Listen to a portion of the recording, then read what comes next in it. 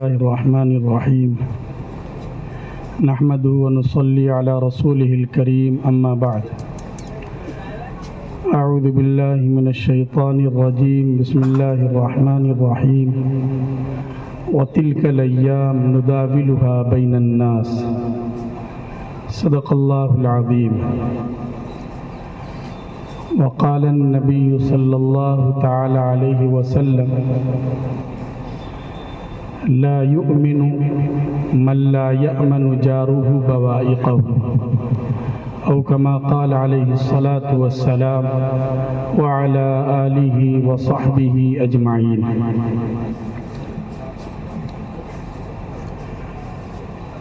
Stage پر تشریف فرما گرامی مرتبت حضرت محتمم صاحب دارالعلوم دیوبند، حضرت نائب محتمم صاحب دارالعلوم کے دونوں نائبین یہاں موجود ہیں، اساتذہ کرام، طلبہ عزیز اور میڈیا سے وابستہ جو ہمارے دوسرے دوست حضرات ہیں وہ بھی یہاں موجود ہیں۔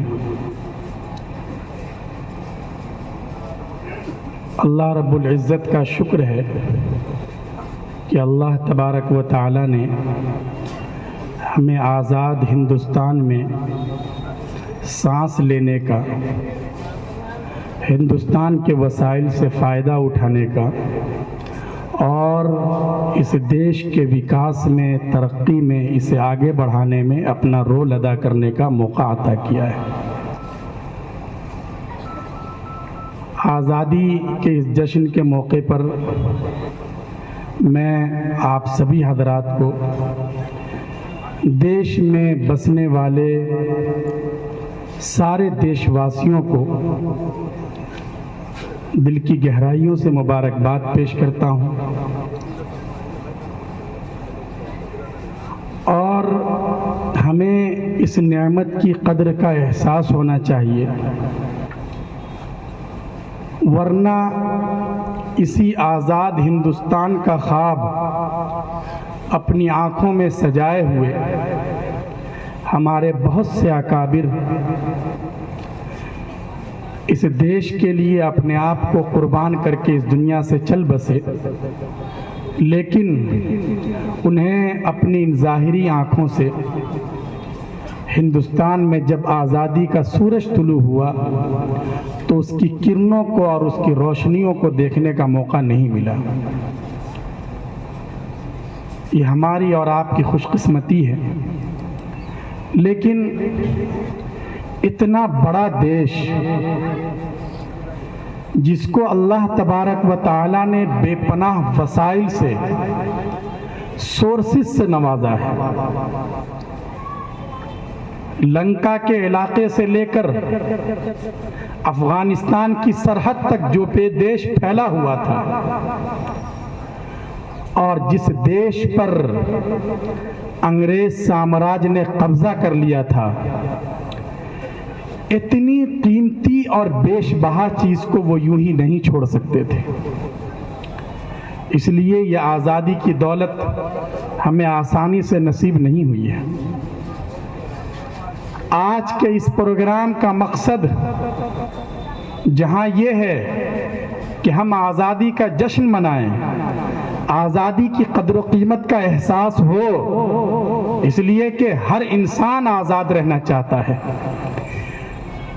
ایک پرندہ، اس کی فطرت میں بھی اللہ تبارک و تعالیٰ نے آزادی سے محبت عطا کی ہے۔ اگر کوئی اس کے گھونسلے کے قریب جاتا ہے تو وہ اپنی آخری ممکنہ حد تک اس کے دفاع کی اور ڈیفینس کی کوشش کرتا ہے۔ ہر جاندار اپنے آپ کو غلامی سے بچاتا ہے، اور مسلمانوں کی تاریخ تو حریت کی رہی ہے، آزادی کی رہی ہے۔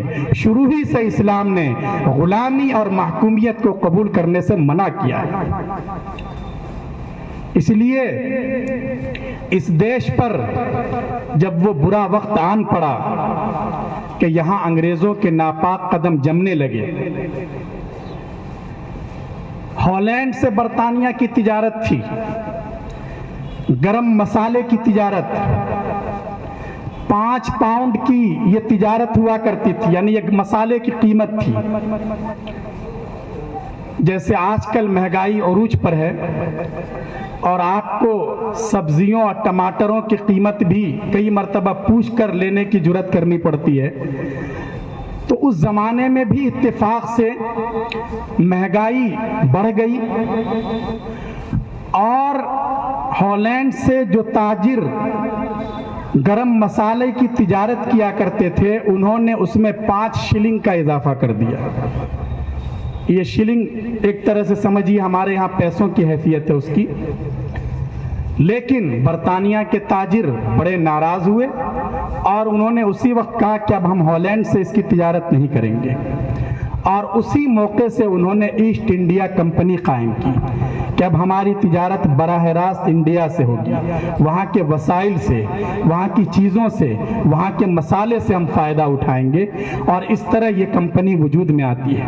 اور سب سے پہلے اس کمپنی کا نمائندہ گجرات کے علاقے سورت پہنچتا ہے، وہاں اجازت سے کمپنی اپنی کوٹھی قائم کرتی ہے۔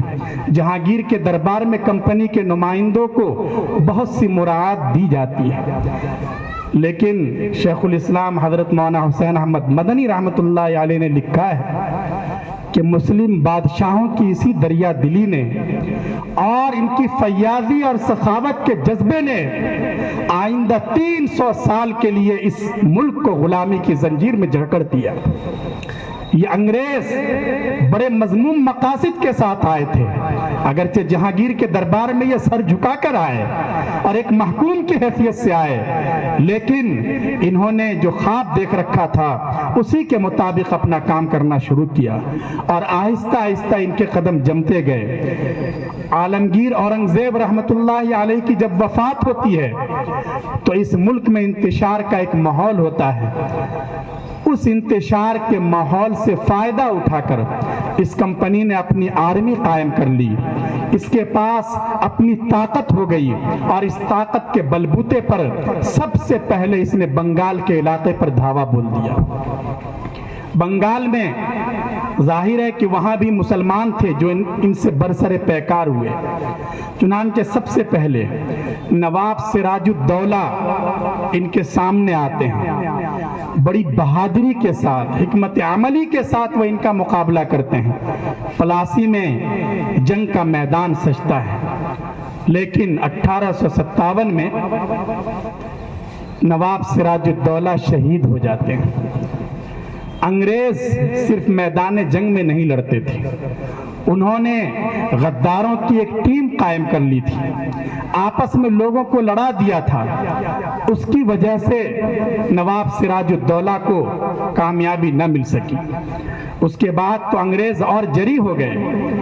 ساؤتھ انڈیا میں ان کے مقابلے میں سب سے بڑی رکاوٹ بنے ہوئے تھے شیر ہند سلطان ٹیپو شہید رحمت اللہ علیہ۔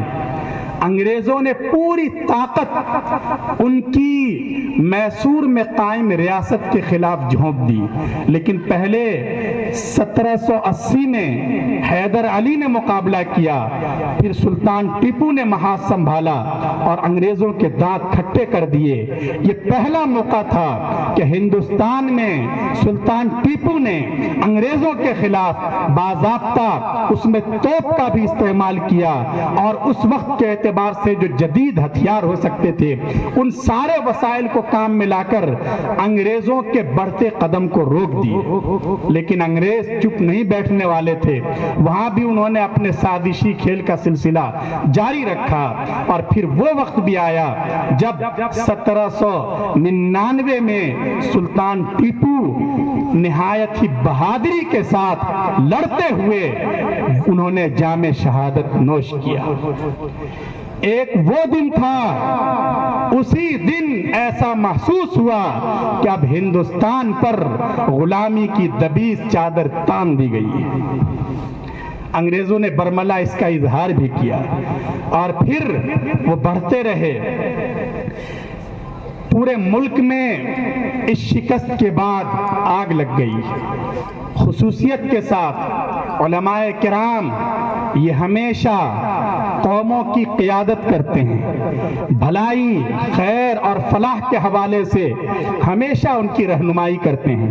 یہ اپنی خانقاہوں کو بھی آباد رکھتے ہیں، درس و تدریس کی مسند کو بھی وہ زینت بخشتے ہیں. لیکن جب قوم و ملت کے تقاضے پورا کرنے کی بات آتی ہے تو وہ اپنی ہتھیلی پر جان کا نذرانہ لوگوں کے سامنے اور قوم کے سامنے پیش کر دیتے ہیں. چنانچہ علماء کرام حرکت میں آئے اور سب سے پہلے 1803 میں فخر ہند شاہ عبدالعزیز محدث دہلوی رحمت اللہ علیہ نے انگریزوں کے خلاف جہاد کا فتویٰ دیا.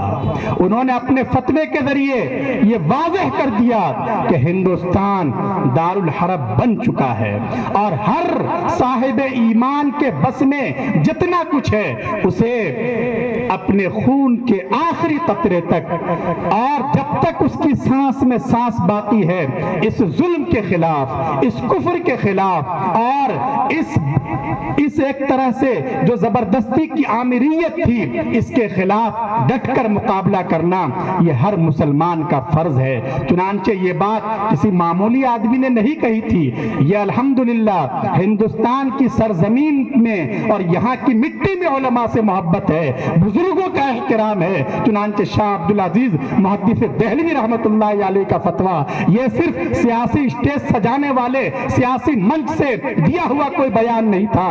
چنانچہ اس فتوے کو لوگوں نے اپنے سینے پہ لیا، اپنے دل میں جگہ دی اور ملک کے ایک کونے سے لے کر دوسرے کونے تک انگریزوں کے خلاف بغاوت کی ایک آگ پھیل گئی. بڑے بڑے علماء، بڑے بڑے صلحاء اپنی خانقاہوں سے نکل آئے. اس فتوے کے بعد سید احمد شہید رحمت اللہ علیہ جن کا اس ہندوستان کے چپے چپے پر بہت زیادہ اثر تھا، وہ اپنے مریدینوں کو لے کر باہر آ جاتے ہیں اور وہ قریہ قریہ، شہر شہر، نہ جانے کہاں کہاں کا دورہ کرتے ہیں، لوگوں کو تیار کرتے ہیں، ان کی ذہن سازی کرتے ہیں. وہ اس دورے میں یہاں دیوبند بھی تشریف لاتے ہیں جہاں سے انہیں علم کی خوشبو اور علم کی مہک محسوس ہوتی ہے. قاضی مسجد کے آس پاس ہی ان کا قافلہ خیمہ زن ہوتا ہے اور یہاں کے لوگ جن میں جذبہ حریت پہلے سے ہی رہا ہے ان کے اس جذبے کو وہ اور آگ لگا دیتے ہیں، آگے بڑھتے ہیں، پنجاب کے علاقے میں جاتے ہیں اور پھر ان کا مقابلہ ہوتا ہے بالا کوٹ میں. لیکن 1831 میں وہ نہایت مردانہ وار مقابلہ کرتے ہوئے وہ بھی جام شہادت نوش کر لیتے ہیں. اس کے بعد تحریک کے مراکز بکھر جاتے ہیں، یہاں دہلی کے ساتھ پٹنہ بھی مرکز قائم ہو جاتا ہے، لیکن اپنے طور سے لوگ اس تحریک کو آگے بڑھانے کی کوشش کرتے رہتے ہیں. یہی وہ دور ہوتا ہے جس دور میں ایسا نہیں ہے کہ سید احمد شہید رحمت اللہ علیہ کی شہادت کے بعد یہ جذبہ سر پڑ جاتا ہے، نہیں، بلکہ لوگوں میں یہ جذبہ اور زیادہ طاقت کے ساتھ ابھرتا ہے. ہمارے وہ اکابر جن کا خاص کردار ہے دارالعلوم کی تاسیس میں، اس مرکز علمی کی بنیاد میں، وہ اکابر خصوصیت کے ساتھ اس وقت عوام میں آتے ہیں، لوگوں کی قیادت کرتے ہیں، ان کو دلاسا دیتے ہیں، ان کو حوصلہ بخشتے ہیں. اس وقت وہ صرف تقریر نہیں کرتے، وہ صرف مضامین نہیں لکھتے، بلکہ باضابطہ وہ فوج تشکیل دیتے ہیں. امیر المؤمنین ہوتے ہیں سید الطائفہ حضرت حاجی امداد اللہ مہاجر مکی رحمت اللہ علیہ. ان کے لیے میمنہ میسرہ کے افسر مقرر کیے جاتے ہیں، وزیر قانون مقرر کیا جاتا ہے. سارا ایک نظام بنتا ہے، ایک اسلامی عمارت ہوتی ہے، اسلامی مملکت ہوتی ہے، اور اس کا پہلا اور اولین ہدف یہ ہوتا ہے کہ کسی طرح ہمیں انگریزوں کا مقابلہ کرنا ہے اور ان کے چنگل سے اپنے اس ملک کو آزادی دلانی. یہ جو قافلہ ہے یہ قافلہ ہار نہیں مانتا، اس کے پاس وسائل کی کمی ہے، لیکن اس کے باوجود انہوں نے انگریزوں پر اجتماعیت کے ساتھ کئی ایک ایسے حملے کیے کہ انگریزی فوج بہت زیادہ چوکنا ہو گئی. حضرت مولانا رشید احمد گنگوہی رحمت اللہ علیہ کی قیادت میں انگریزوں कि आर्मी का फौज का जो पूरा एक तोपखाना सहारनपुर से आगे की तरफ जा रहा था, एक बाग में बैठ जाते हैं ये मुजाहिदीन, और जैसे ही अंग्रेजों का काफिला वहां से गुजरता है उस पर ताबड़तोड़ फायरिंग करते हैं। अंग्रेज शिकस्त खाकर भाग जाते हैं और पूरा माल गनीमत इनके हाथ आता है। उसी में हजरत हाफिज जामिन रहमतुल्लाहि अलैह शहीद हो जाते हैं। इस तरह ये कई महाज पर ये तहरीकें चलती हैं, पूरे मुल्क में आग लग रही होती है। इन सारी तहरीकों का नुक्ते उरूज है 1857 का इनकलाब, जिसे अंग्रेजों ने गदर का नाम दिया था, लेकिन वो गदर नहीं बल्कि सरफरोशी की तमन्ना रखने वाले जो हुर्रियत पसंद लोग थे, उन्होंने ख्वाब देखा था और उस ख्वाब की ताबीर के लिए वो सर से कफन बांधकर अपने अपने इलाकों से निकल गए थे।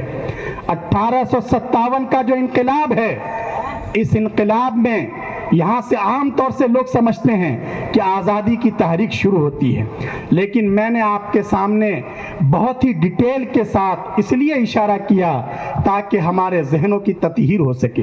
यह आज़ादी की लड़ाई सिर्फ 1857 से शुरू नहीं होती है। हम लोग 1947 से जब से आज़ादी का जश्न मनाते आए हैं, उससे 200 साल पहले से यह आज़ादी की लड़ाई लड़ी जा रही है।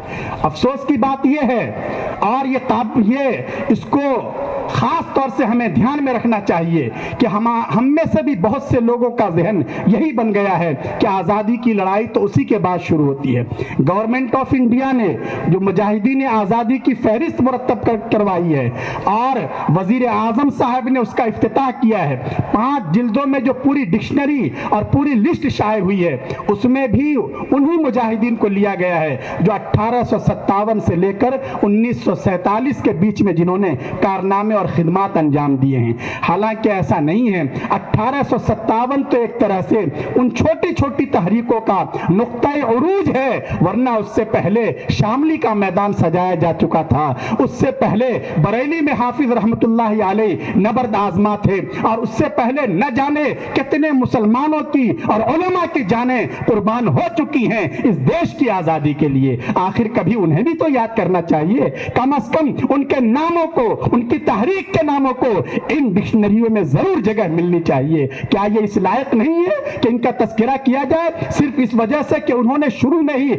नेव रखी है आजादी की तहरीक की, उन्हें भुला दिया जाए, चाहे हुकूमत भूल जाए, चाहे कोई और भूल जाए, लेकिन इन देश की आजादी के लिए काम करने वालों के जो फर्जंद यहां मौजूद हैं, जो देश की आजादी से मोहब्बत करते हैं, सही तारीख से मोहब्बत करते हैं, कम से कम उन्हें अपने इन बुजुर्गों के नाम याद होने चाहिए, उन्हें इन तहरीकों के नाम याद होने चाहिए। जो कौम अपने बुजुर्गों की तारीख को याद नहीं रखती है, वो कौम मिटा दी जाती है, और इस प्रोग्राम का मकसद भी ये है कि ये हकायक हमारे सामने आए। मेरे मोहतरम बुजुर्गों और दोस्तों, 1857 में तय था मौलाना अहमदुल्ला साहब और उनके रुफका कई इलाकों में इसके लिए बाज़ाब्ता मेहनत कर रहे थे, और तय यह हुआ था कि 31 मई को जितने हिंदुस्तानी हैं जो फौज में हैं, वो बैक वक्त बगावत करेंगे, और अंग्रेज़ों के लिए उसका मुकाबला करना आसान नहीं होगा।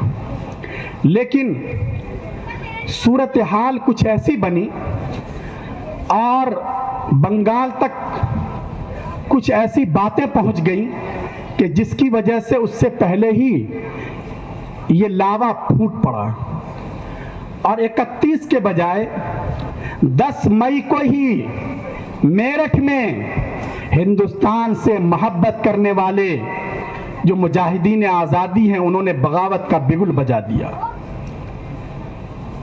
ये भी हमें नोट करना चाहिए कि अंग्रेजों के खिलाफ बगावत का और इनकलाब का नारा देने वाले मेरठ के ये जो सिपाही थे, इनकी तादाद ऑन द रिकॉर्ड 85 है।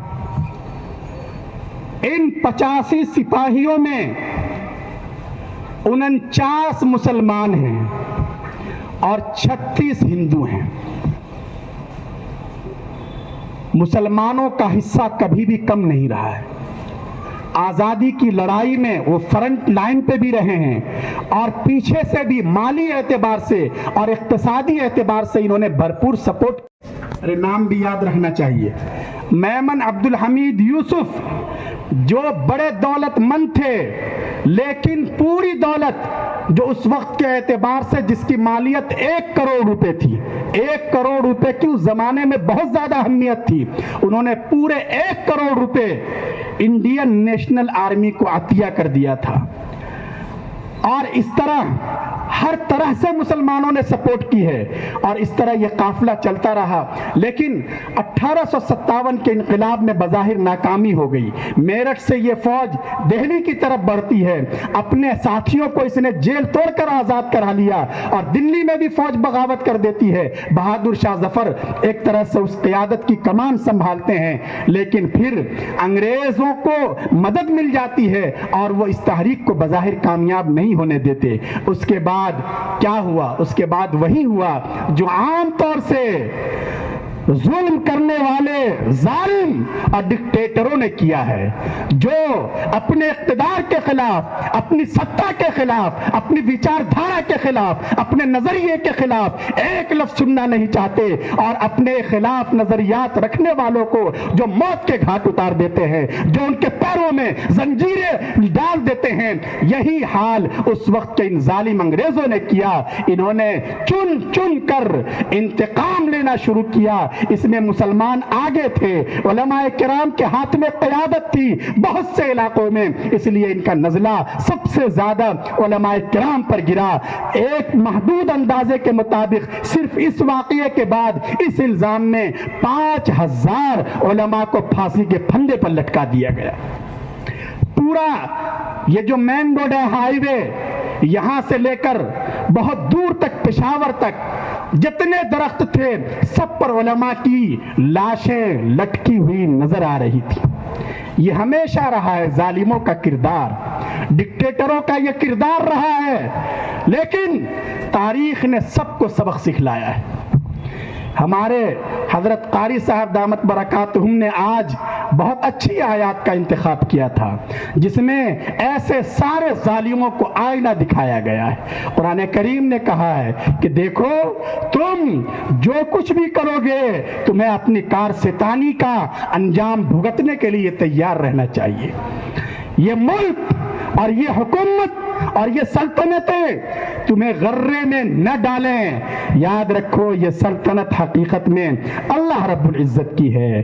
अल्लाह जिसे चाहता है अल्लाह उसे इज्जत देता है, जिसे चाहता है जिल्लत देता है। लेकिन अंग्रेज इस हकीकत को नहीं समझ सके और किसी भी दौर का जालिम कभी इस हकीकत को तस्लीम करने के लिए तैयार नहीं होता। इसलिए जैसे अंग्रेजों का हश्र हुआ, वही हश्र सारे जालिमों का हुआ है और आइंदा भी इन जालिमों को की मिट्टी इसी तरह पलीद होगी। ये फितरत का कानून है, ये कानून बदलता नहीं है।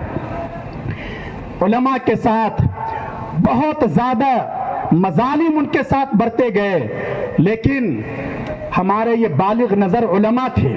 हजरत हाजी इमदादुल्लाह महाजिर मक्की रहमतुल्लाह अलैह, हजरत मौलाना कासिम नानोतवी रहमतुल्लाह अलैह, हजरत मौलाना रशीद अहमद गंगोही रहमतुल्लाह अलैह, इन हजरात ने जब ये देखा कि वक्त का तकाजा ये है और हालात ऐसे हैं कि हम शायद मैदान जंग में इनके बढ़ते कदम को न रोक सकें, तो उन्होंने अपनी हिकमत अमली तब्दील की और 1857 के चंद साल के बाद ही उन्होंने 1866 में दारुल उलूम देवबंद की नींव रखी।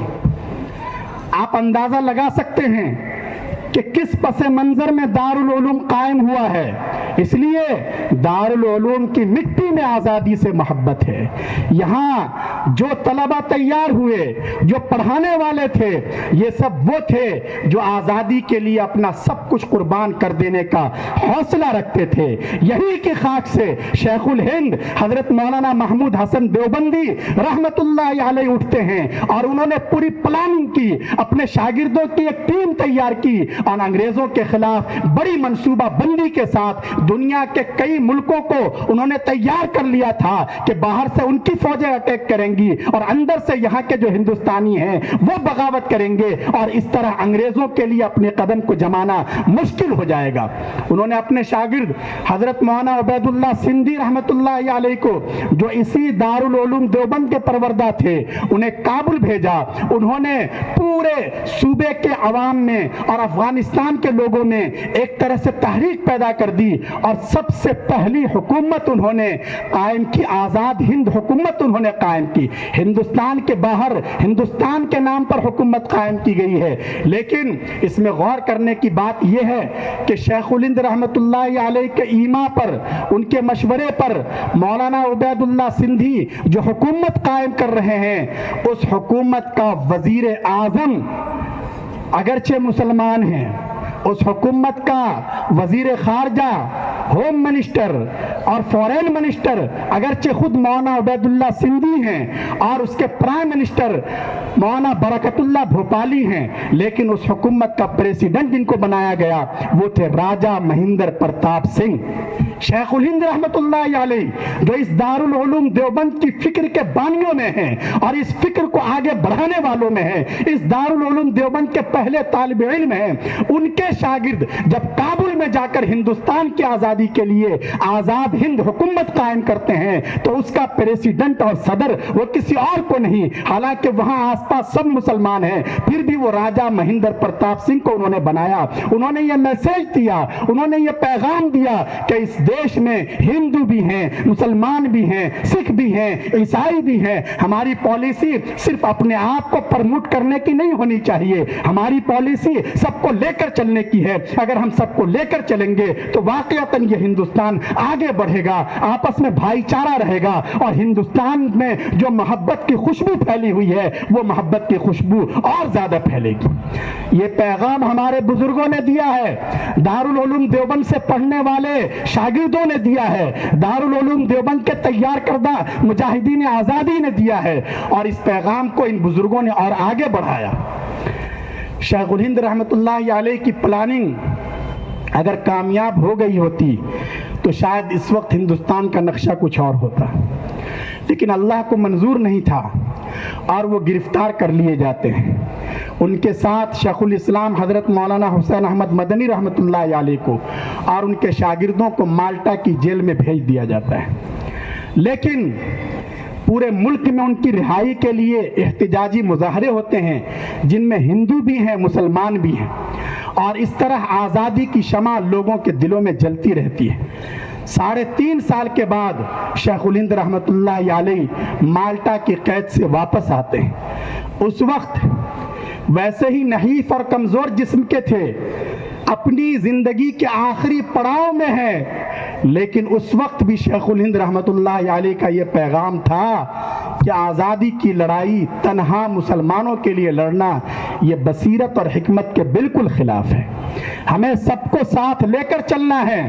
جمعیت علماء ہند قائم ہوتی ہے، ان کے شاگرد، ان کے پروردہ، ان کی فکر سے ہم آہنگی رکھنے والے لوگ اس جماعت کے اولین قائدین میں ہوتے ہیں، اور یہ جماعت آزادی کے لیے اپنی جد و جہد شروع کرتی ہے انہی خطوط پر جو خطوط شیخ الہند رحمت اللہ علیہ نے طے کیے تھے، دارالعلوم دیوبند کے بزرگوں نے طے کیے تھے، اور جمعیت علماء ہند نے اس وقت سرفروشی کے جو جذبات پیش کیے ہیں، آج کے ماحول میں آپ کے لیے اس کا اندازہ لگانا بھی مشکل ہے۔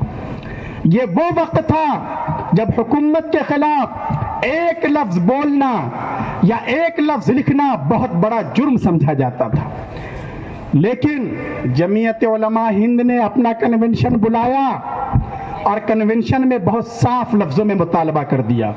یہ وہ وقت تھا جب آل انڈیا نیشنل کانگریس وجود میں آ چکی ہے، اس کے بڑے بڑے لیڈر ملک کے کونے کونے میں اپنے پروگرام کر رہے ہیں، لیکن انگریزوں سے وہ چند سیاسی مراعات کے علاوہ کسی چیز کا مطالبہ نہیں کر رہے ہیں۔ وہ اپنے حقوق کے لیے اور رائٹس کے لیے لڑ رہے ہیں۔ یہ جمعیت علماء ہند پہلی جماعت ہے جس نے اپنے کنونشن میں کہا کہ ہمیں پورے ملک کی آزادی چاہیے، ہمیں چند رعایتوں کی بھیک بالکل مطلوب نہیں ہے۔ یہ جمعیت نے جب اپنے کنونشن میں یہ مطالبہ منظور کیا ہے، بعد میں جا کر کانگریس نے رد و قدح کے بعد جمعیت کے اس مطالبے کی تائید کی ہے۔ یہ ساری چیزیں آن دا ریکارڈ موجود ہیں۔ ہمارے بزرگوں نے کبھی باطل کے آگے اپنا سر نہیں جھکایا، کبھی اس ملک کی عظمت پر آن پر بان پر آنچ نہیں آنے دی۔ شیخ الاسلام حضرت مدنی رحمت اللہ علیہ کو گرفتار کر لیا جاتا ہے، ایک مرتبہ نہیں، وہ کئی بار گرفتار ہوتے ہیں۔ ایک گرفتاری اس سلسلے میں ہوتی ہے کہ انہوں نے انگریزوں کے خلاف فتویٰ جاری کر دیا تھا، اس پہ دستخط کر دیے تھے۔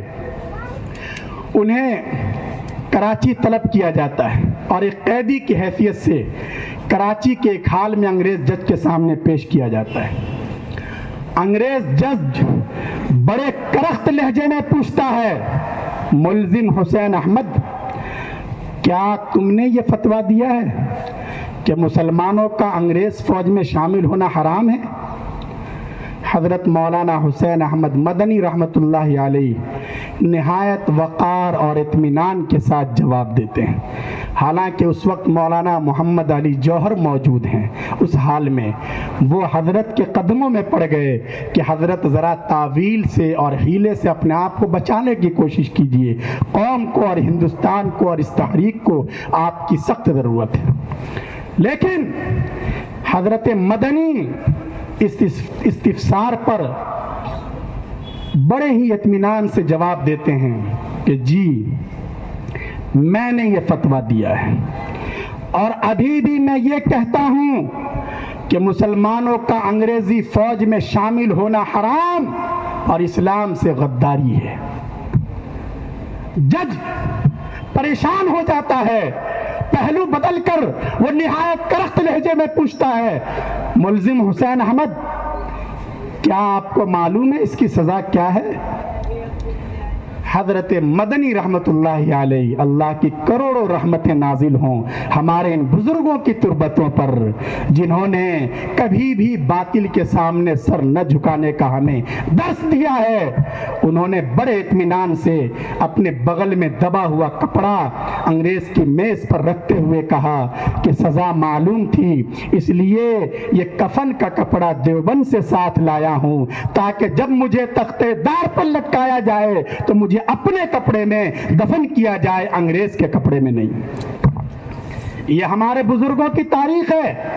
لندن میں گول میز کانفرنس ہوتی ہے، وہاں لوگوں کے اپنے مطالبات ہیں، لیکن مولانا محمد علی جوہر قسم کھا لیتے ہیں کہ نہیں، ہمیں اپنے ملک کی آزادی سے کم کوئی چیز منظور نہیں ہے، یا تو ہمیں ملک کی آزادی کا پروانہ دو یا یہ کہ دفن ہونے کے لیے 2 گز زمین دے دو۔ انہوں نے قسم کھا لی کہ میں اب اپنے غلام ملک کا چہرہ نہیں دیکھنا چاہتا۔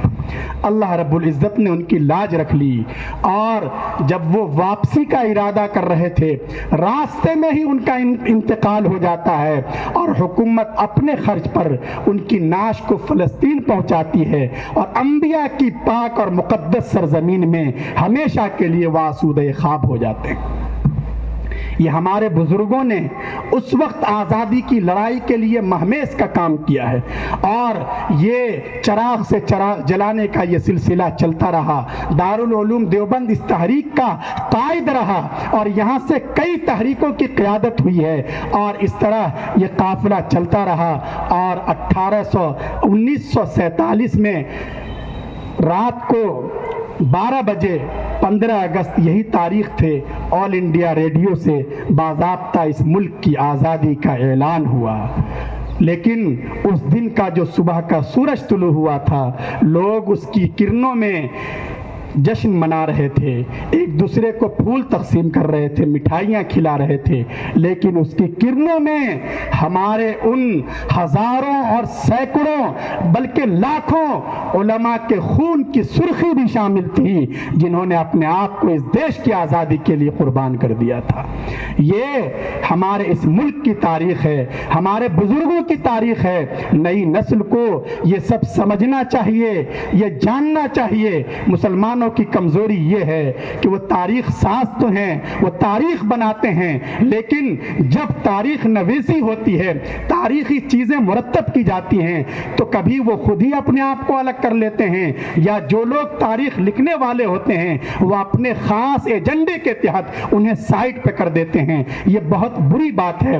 تاریخ کے ساتھ ناانصافی یہ اچھی چیز نہیں ہے۔ جو تاریخ جیسی ہے اسے ہمیں اسی طرح پیش کرنا چاہیے۔ اگر ہم نے دیش کے سامنے بگڑی ہوئی تاریخ پیش کی ہے تو یہ ہم حقیقت میں اپنی نسلوں پر، یہاں کے پڑھنے والوں پر اور یہاں کے جو تعلیم یافتہ افراد ہیں ان پر ہم انیائی کر رہے ہیں، ہم ان پر ظلم کر رہے ہیں، ہم انہیں جھوٹی چیزیں بتلا رہے ہیں، ہم انہیں پھر جہالت کے اندھیارے میں لے جا رہے ہیں۔ اس لیے ضرورت اس بات کی ہے کہ جو صحیح علم کی روشنی ہے اس روشنی کو پھیلایا جائے۔ اس ملک میں اس وقت بھی بڑے مسائل ہیں، اور اتنا بڑا ملک ہے، مسائل کی کثرت رہے گی ہی، لیکن اسی بصیرت کے ساتھ، اسی وطن دوستی کے ساتھ، محبت کے جذبات کے ساتھ، خاص کر ایک مسلمان ہونے کی حیثیت سے جسے اللہ تبارک و تعالیٰ نے خیر امت قرار دیا ہے، جس کا کردار دعوت کا ہے، جس کا کردار محبت کا ہے، ہمیں اپنا کردار ادا کرنے سے کبھی بھی پیچھے نہیں ہٹنا چاہیے۔